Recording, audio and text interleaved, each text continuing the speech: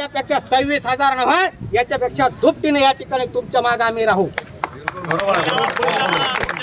साहेब आम्ही पोटतिडकीने बोलतोय, पोटामध्ये भुकेची आग आहे, अंगावर फाटके कपडे आहेत, दाखवायचे तुम्हाला, दाखवायचे का बनायला फाटलेले आमचे आतून घालतोय आम्ही, नुसतं दाखवतो शर्ट वरून का आमचं झिरो बॅलन्स झालेलं आहे।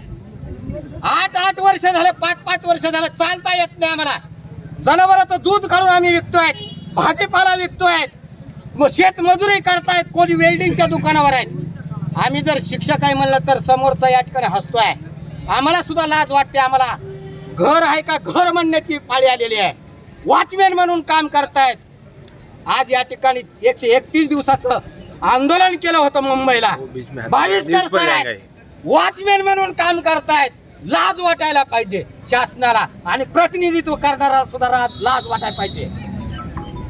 स्वतःच भागलं म्हणजे झालं का? हा तुम्हाला हात जोडून विनंती, आत्ताच्या आता तुम्ही फोन करा, आणि जोपर्यंत तुम्ही फोन करत नाही तोपर्यंत आम्ही इथून हलणार नाही।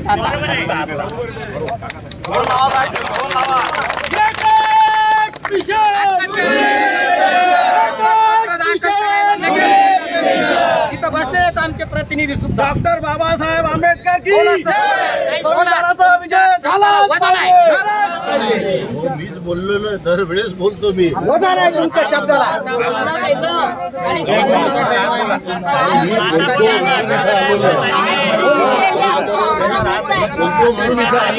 वाजल्यापासून आज ताग आहे तिथं 4 वाजेपर्यंत आम्ही तिथं थांबलेलो आहे।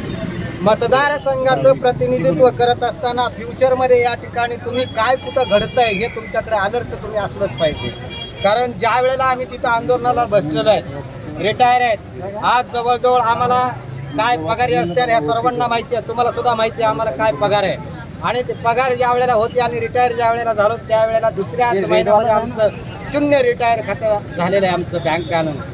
मग आज या ठिकाणी आमचं वय झालेलं आहे सर, आमच्याकडे या ठिकाणी तुटपुंजी असणारी जी ठेवली होती ती सर्व काही संपलेली आहे। आज आम्ही जनावरं राखतोय, कोणी शेळ्या राखतोय, कोणी मजुरी करतोय, कोणी भाजीपाला विकतोय। सर या ठिकाणी मतदारसंघाचं प्रतिनिधित्व करत असताना आपल्या जर मतदारसंघामध्ये जर या ठिकाणी असा पीडित शिक्षक जर बसत असेल तर तुम्ही एक पाहिजे। आज मला 4 वर्ष झाले, 4 वर्ष झाले मी कशी जगते,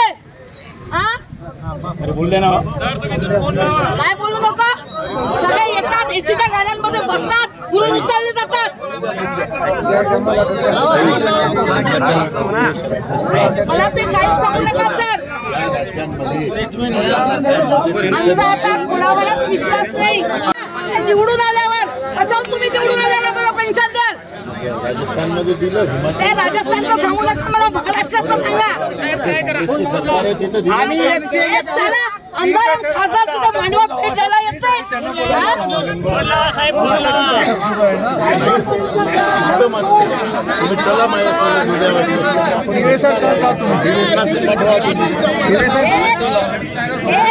उद्या मुंबईमध्ये आहे, मी उद्या त्या ठिकाणी मुख्यमंत्र्यांची भेट घेईल।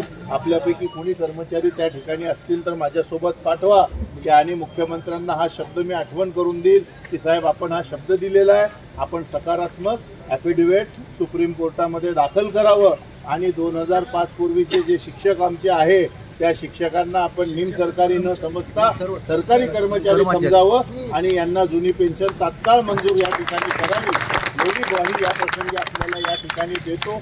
थोडासा यायला मला वेळ झाला, मी आज शेवटच्या दिवशी आलो, पण मी काही घरी बसलेलो नाही, रोज कोणत्या ना कोणत्या जिल्ह्यामध्ये तुमच्यासारख्या इतर OPS माहितीच्या मोर्चामध्ये प्रत्येक जिल्ह्यामध्ये मी असतो, कंटिन्यू मी शिक्षकांचे प्रश्न सोडवण्याचा प्रयत्न करतो। मी जरी पदवीधर आमदार असलो तरी या ठिकाणी DVI यांना आपण विचारू शकता की मी जास्तीत जास्त शिक्षकांचे प्रश्न प्रत्येक जिल्ह्यामध्ये, ते प्राथमिक शिक्षक असो, माध्यमिक असो, सिनियर असो, प्रत्येकाचे प्रश्न सोडवण्याचा अगदी प्रामाणिक प्रयत्न मी करत आहे, आणि निश्चित मी आपल्या पाठीशी आहे। मी उद्या सरकारला या ठिकाणी जाबही विचारणार, मुख्यमंत्र्यांची भेटही घेणार, आणि एवढंच आपल्याला या ठिकाणी सांगतो की आज आपल्या या निर्णयावर सहीचा अधिकार मला नाही, पण मी आपल्या वतीनं त्या ठिकाणी भूमिका मांडेल आणि तो करून घेण्याचा प्रयत्न करेन। पण आपणही डगमगून जाऊ नका, फक्त फक्त 2 महिन्याचा काल पुरता आहे.